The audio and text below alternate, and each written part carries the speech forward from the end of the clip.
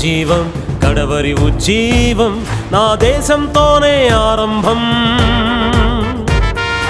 ఆపలేదు ఏ ప్రపంచము.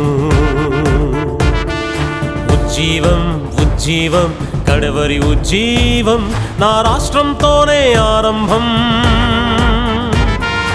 ఆపలేదు ఏ ప్రభుత్వము.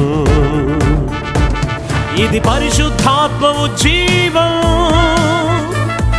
ఇది పరిశుద్ధాత్మ ఉజ్జీవం. ప్రభు యేసు నామముకే జయం జయం. భారతదేశం ఏం కాబోతుందో నేను చూశాను.